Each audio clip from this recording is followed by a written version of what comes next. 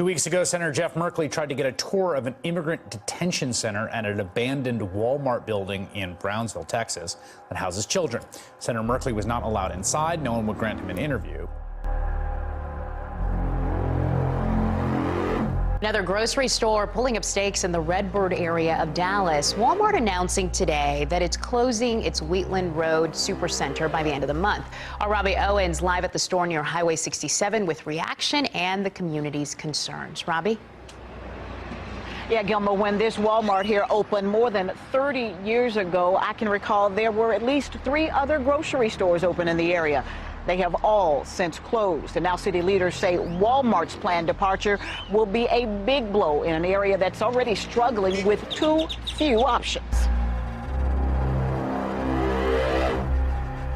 Closing day getting closer and closer for one East Tennessee big box store. Yeah, in 3 days, the pharmacy will be closing at the Wal-Mart on University Commons Way near UT's campus. That is the first step. By the end of the month, specifically March 29th, this Wal-Mart will close its doors for good. New at noon, a Midlands Walmart neighborhood store is permanently closing its doors at the end of next month. A spokesperson for the company tells News 19 that the location on Broad River Road will close on March 29th after only being open about 3 years. The closing location is 3 miles apart from a Walmart supercenter. The last day of operation again will be March 29th. The Walmart Supercenter on the Evangeline Thruway in Lafayette will close on March 29th, the pharmacy on the 15th. Now, the company tells KATC store performance is one of the reasons for the closure. Our Danielle Garcia live at that location. And Danielle, how are customers reacting to the news? Jim, customers tell me they're upset because the next closest Walmarts are in Carencro and in Pinhook. And they also say they're worried about what's next for the store's more than 300 employees. It's heartbreaking. It's more heartbreaking going in there and seeing the workers. They're crying, they're upset, and from what I'm understanding, they're not guaranteed jobs. Mandy Francis lives near this Walmart. A friend of hers has worked here for 20 years. They're feeling like they just lost everything, and they're telling them that they have to reapply and get an assessment. That's crazy. They were loading up with as many people, it's got to be dozens of people in the back of that thing. They take them to a nearby Walmart, and then the Walmart is where I guess metro buses or school buses will take them to the shelter. The question is, what shelter are they taking them to? Because I heard Tom say GRB is overcrowded and or not overcrowded, but at the capacity they had planned for. So I think they're, gosh, I certainly have that question. I don't know if we've answered it. But that's what you mean when you say disorganized organization, because there is at least some kind of system. I mean, earlier we've seen reporters have situations where people come out of water like this, and it's late at night, and they're wet, and with their children and their pets, and they really have nowhere to go. At least they have a system where they're taking them to a Walmart where they can be inside and wait and figure out what comes next.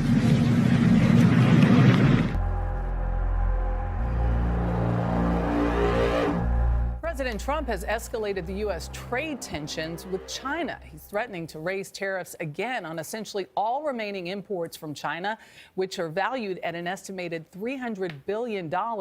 This comes after the Chinese delegation left meetings with U.S. officials in Washington yesterday with no deal. Let's talk more about the impact of these new tariffs on ordinary Americans. CNN's Tom Foreman joins us live now from Washington. So Tom, is it expected that U.S. businesses will automatically pass on the cost of these tariffs to American consumers? Yes, it's not sure how much, right? And not clear how many of the Chinese companies that were affected by this were automatically passing cost on. But at some point, there is enough pressure, things have to break. And at that point, yes, all signs are American consumers will feel it. Well, I mean, I think right now what we need to do is pull back, engage our trading allies, engage our consistent partners, and try and put more pressure on China, not by imposing tariffs, resulting in increased cost to consumers, devastation to people in my state in agriculture, but taking a look at how we can leverage the support that we have from the rest of the free world to control Chinese behavior. So a UN type of moving. China is threatening retaliatory tariffs in response to President Trump's announcement that tariffs will go up to 25% from 10% on $200 billion worth of Chinese goods coming into this country. That's set to go into effect first thing Friday morning. By the way, you see the tariffs we're doing? Because they broke the deal. They broke the deal. They'll be paying, if we don't make the deal, nothing wrong with taking in over $100 billion a year. $100 billion. Under the previous administration, the United States lost nearly 250,000 manufacturing jobs. You remember that? They let other countries raid our factories, steal our jobs, and rob us blind. Other than that, they were very nice. They allowed China to freely loot our economy, plunder our intellectual property, and target our industries for destruction. That's what was happening. And look, President Xi is a friend of mine, great guy, but he's for China. I'm for the USA. I'm for the USA. Now, we won't back down until China stops cheating our workers and stealing our jobs, and that's what's going to happen. Chinese trade negotiators left Washington this afternoon, apparently with little more to show for their 48-hour trip halfway around the world than a barrage of tweets from the president. Tariffs will make our country much stronger, not weaker, said one tweet. Another falsely claimed that tariffs are now being paid to the United States by China of 25% on $250 billion worth of goods and products. These massive payments go directly to the Treasury of the U.S. The payments do go to the U.S. Treasury, but they come from U.S. taxpayers, not the Chinese. And U.S. taxpayers could pay even more. And then if the president goes ahead and does what he says he wants to do for the next step, which is basically put a 25% tariff tax on every other good coming in from China, then that will absolutely go to the pocketbooks of Americans. An expanded trade war could cost 1 million American jobs by some estimates. It didn't have to be this way, says the former U.S. trade representative who negotiated NAFTA. If the U.S. had joined the Trans-Pacific Partnership, it wouldn't be fighting China on its own right now, and China would have more reason to fall into line. Yeah, there are a few names. If you look at the major retailers in the U.S., the ones that import the most from China, whereas if you had tariffs on everything, not just the half of current imports that we have now, and it went to 25%, those are the ones at most risk.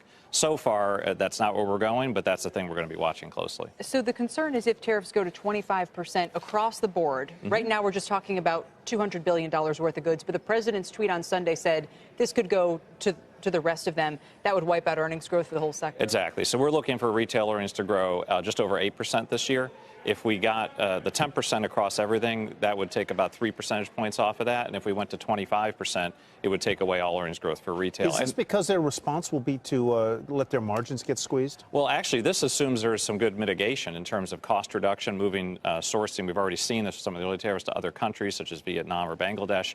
But it's also a question of what you could price through. So we think the average retailer will be able to mitigate or price through about 80%. That's what we've seen so far of the first round of tariffs. So that's sort of our work assumes that could be kept up. If they couldn't do that, it would be more than just wiping out earnings growth. You could actually see earnings decline. Ultimately, it's really not China that's paying for this. It's the American consumer that's paying for this tariff on imported goods. So is this really hurting China's economy? You should say that a little louder so the president can hear you. He keeps sort of saying that he keeps framing it as like a punishment for China against China. But it's not something that we can really say definitively here. China's sort of very opaque with their economic numbers, but actually one thing we can say is that during 2018, last year, which was the first year these tariffs started to go into effect, there were actually more imports from China that year than there were the previous year. So if the goal of the tariffs was to sort of lock China out of the U.S. market and cut them off from our teat or whatever, it didn't really happen. Did, in fact, the opposite. So the talks ended. Nothing really achieved.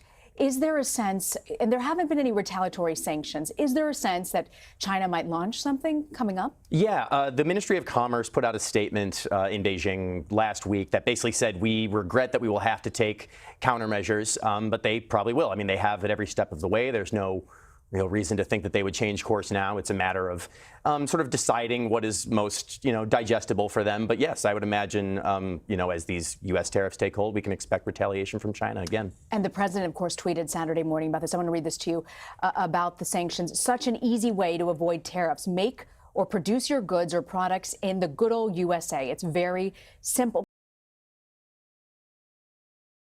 So it was really interesting, the trend that we've been seeing. In 2018, actually, we had fewer store closures than in 2017, but 2019 is starting out to be another year for major retail store closures. So year to date, we have at least 5,163 store closures that have been announced. Compare that to just over 5,500, but in all of 2018.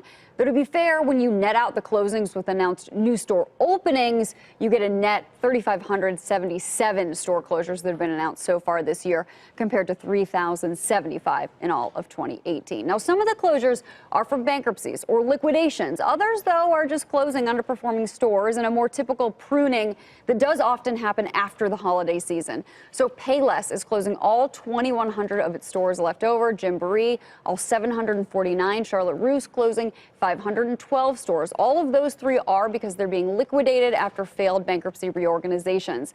Ascena Retail, remember, that's the company that owns Ann Taylor, Loft, Dress Barn, Lane Bryant, Justice, Maurice's, and Catherine's. They're going to close 400 locations collectively. And then today, as you mentioned, Dollar Tree said it's closing 390 Family Dollar stores. Last week, Gap Inc. said it's going to close 230 Gap brand stores over 2 years. Destination Maternity is shuttering 117 doors. There's a lot more. But American consumers could soon feel a greater impact if the tariffs expand to consumer products as threatened. China would be expected to pass on those expenses, jacking up prices on smartphones, computers, televisions, fitness trackers, and much more. The extra cost for the average American family of four is expected to be close to $800. What could drive it? 3/4 of the toys bought in the U.S. are made in China, including these hugely popular dolls. 93% of Chinese-made footwear, including some shoes for Nike, could be hit. So could clothing, Bluetooth headsets, and even drones. Trump's tariffs on China last year steered away from consumer goods and focused on industrial items such as solar panels, steel, and aluminum. Those costs were passed on by American companies. American consumers are already paying. They just don't really know. It's kind of a stealth tax, but it's going to become a very obvious tax not too far from now if this continues. The major markets are already showing unease over the clash. In the next 3 years, if China and the U.S. continue warring over trade, economists say both countries could see their economies slow down, and close to 1 million American jobs might be lost. Still, the president has long insisted China is cheating the U.S. by stealing intellectual property, manipulating currency, and most recently reneging on a framework for a deal. And he's convinced China will blink first, tweeting, "Tariffs will make our country much stronger, not weaker. Just sit back and watch." With what consumers might be having to deal with in those 3 weeks. Lauren. Neil, this is the largest store in the nation, the largest department store, and consumers here, consumers everywhere are getting ready to spend $767 more this year. That's a number that's being put on it because of this increase in the tariff. And this is being put on thousands of items that you can buy in stores like Macy's. Everything from backpacks and handbags to furniture and clothing, luggage, perfume, dinnerware, nuts, shampoo, all sorts of food. Now, some folks that we spoke to here, Neil, they're willing to accept this short-term pain for the long-term gain. In the long run, it's going to benefit us as U.S. consumers because someone has to be tough and actually hold the line with the Chinese. With these tariffs, it's scary. It really is. There's a lot of little people that are really going to be affected by the fact that they can't afford these things that were affordable yesterday. I think it will affect all types of different businesses, and especially I'm in retail. Overall, if it would help, I would be okay.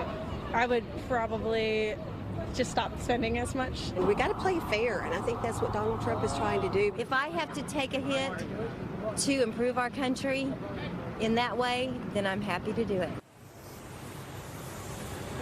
But what happens if all of the imports to this country are hit with a tariff, as the U.S. Trade Administration's office is now preparing to do? Well, the Trade Partnership, that's a group that studies trade policy and its impact. They say that will cost a family of four $2,000 a year. And, Neil, that might not be so easy for Americans to bear. The other thing is this: even if we do get a trade deal with China, that doesn't mean the tariffs come off. Back to you. That's right. There are no guarantees of anything right now. Thank you.